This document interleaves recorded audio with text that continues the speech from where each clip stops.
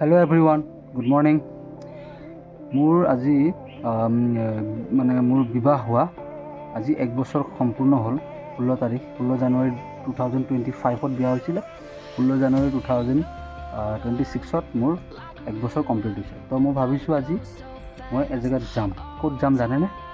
আপোনালোকক নকওঁ, আপোনালোকক দেখাম। আপোনালোকে ভিডিঅ'টো চাই থাকক। মই ক'ত গৈ আছোঁ, কেনেকৈ যাম, কেনেকৈ কি কৰিম, গোটেইখিনি আপোনালোক দেখাই আছোঁ। আৰু মোৰ এই মুখত কি জানে, এইখিনি মোৰ ৰিচেণ্টলি যি উৰুকাৰ আগদিনাখন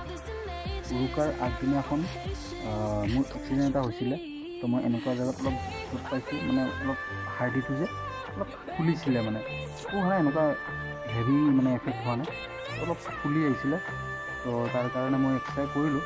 তো ৰিপৰ্টটো আজি দিব। আজি গধূলি মই ৰিপৰ্ট আনিব যাম। তাৰপিছত গম পাম যে এক্সৰে ৰিপৰ্টটো কি আহিছে, কি নাই, তেতিয়া গম পাম। এনে বিষ অলপ আছে, কণ্টিনিউ বিষ কৰি থাকে, কিন্তু বিষটো কম আছে, ইমান বিষ নাই। তো এইখিনি দুখ পাইছোঁ, এনেকুৱা কৰি এইখিনি দুখ পাইছোঁ, গোটেই ভৰিত দুখ পাইছোঁ, অলপ ছাল চামৰা গৈছে। তো এইখিনি দেখা পাই কিনে ভাবিব পাৰেতো কি হৈছে কি নাই। তো বুকিং কৰিছোঁ এখন টমটম ই ৰিক্সা তো ই ৰিক্সাখন আহি আছে। মোৰ ঘৰৰ মানুহ যাব, মই যাম, মোৰ মানুহজনী যাব, মোৰ মা যাব, মোৰ দেউতা যাব। তো ক'ত কেনেকৈ কি কৰিম, ক'ত যাম, গোটেইখিনি দেখাম। যদি শেষলৈকে ভিডিঅ'টো চাই থাকে দেখা পাব। তো শেষলৈকে ভিডিঅ'টো চাই থাকক, গোটেইখিনি দেখা হ'ব, ক'ত কেনেকৈ কি কৰি আছোঁ দিনটো। আহি গ'ল ই ৰিক্সা। তো ই ৰিক্সাত যাওঁ এতিয়া। মোৰ মা দেউতা, মোৰ ৱাইফ মোৰ মানুহজনীটো আছেই, আৰু মোৰ এই বাবুটোও আছে, মোৰ গোসাঁইটো। তাৰ কথা ক'বই পাহৰিছিলোঁ। মোৰ গোসাঁইটোৰ কথা নক'লে কেনেকৈ হ'ব। গৈ আছোঁ এতিয়া আনন্দ আমি 5জনে। বাবুক ধৰিলোঁ বাৰু, ধৰি পেলাই আৰু প্লাছ ড্ৰাইভাৰদা আছে বাৰু, 5জনে। এই জাগাখিনি কোনখিনি জানে? মই তলৰ পৰা দেখাব পৰা নাই, গাড়ীখন ৰখাই লৈ। এই জাগাখিনিত মানুহে হাতীয়ে আমাৰ গাঁৱৰ মানুহ এজন মাৰিছিলে। গাঁৱৰ মানুহ হয় তেখেতক মাৰিছিলে। পেপাৰ কাগজত এনেকুৱা দিছিলে, এনেকুৱা চন্দ্ৰপুৰ পাণবাৰী এনেকুৱা ৰোডত এনেকুৱা টাইপ দিছিলে।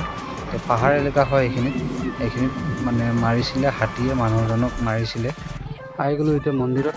মই মন্দিৰৰ কথাই ভাবিছিলোঁ, আপোনাৰ লগত কোৱা নাছিলোঁ। গণেশ মন্দিৰ বছৰৰ যোনটো দিনত মোৰ বিয়া হৈছিলে, সেই দিনত পূজা দিব আহিলোঁ। এইটো গণেশ মন্দিৰ। আহিছিল এইখনত টমটমত। গণেশ মন্দিৰৰ ভিতৰত গৈ আছোঁ এতিয়া। আৰু এই মন্দিৰটো ক'ত আছে জানে? এই মন্দিৰটো আছে মায়াং চাইডত গোভালি বুলি কয়। সেই জেগাটোৰ ওচৰতে আছে। এইটো মেইন মন্দিৰটো। এইবিলাক হ'ল প্ৰেক্ষাগৃহ।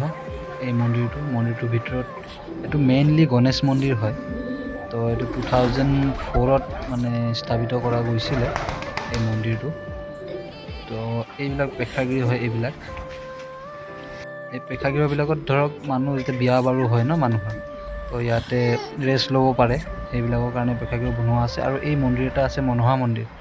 এইটো মনসা মন্দিৰ, ইয়াতো আমি পূজা দিম বাৰু। মোৰ লগত আছে বাবুক লৈ কৰিব লগা হৈছে ভিডিঅ'টো। তো তাৰো আৱাজ শুনা পাই আছে চাগে। এই মন্দিৰটোত আহিলোঁ, এতিয়া মন্দিৰটোত পূজা দিওঁ। আৰু এইফালে মন্দিৰটো দেখালোঁ। এইটো এটা মন্দিৰ, এইটো মনসা মন্দিৰ হয়। বস্তু এটা দেখাওঁ, এইটো চাওক, পানী দেখা পাইছে? এই পানীটো যে 12 মাহে থাকে ইয়াত। ইয়াত 12 মাহে পানী থাকে। বেছি বাৰু দ নাই, মোটামুটি আপোনাৰ 2 ফুটমান হ'ব চাগে, 2-2.5 ফুট। পানী 12 মাহে থাকে ইয়াত। এইটো মন্দিৰটো হ'ল, প্লাছ ওচৰতে পানীটো। মই এতিয়া গৈ আছোঁ শিলৰ ভিতৰৰ ফালে। চাওক, তাতো এটা মন্দিৰ এটা আছে। গণেশ মন্দিৰ হয়, শিৱলিংগ আছে লগত। এইটো চাওক, গোটেই শিল, চাৰিওফালে শিল, ওপৰতো শিল দেখাই আছোঁ বাৰু। মন্দিৰটো দেখালোঁ আগত।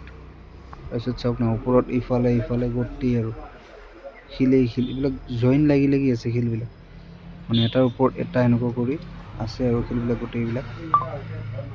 এইবিলাক চাওক না, ওপৰত গোটেই শিলেই শিল।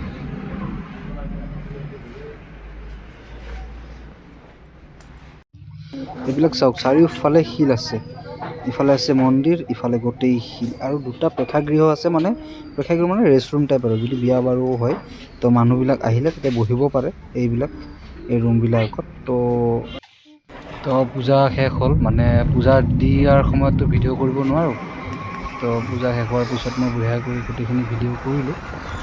তো এতিয়া ভিডিঅ'টো চাই যদি ভাল পাইছে তো এটা লাইক কৰি দিব, লাইক কৰিলে ভাল লাগে দিয়কচোন, ভিডিঅ' কৰা বুলি মানে মনত এনেকুৱা আহে যে আকৌ ভিডিঅ' কৰিম আৰু আপোনালোকৰ কাৰণে দেখাম।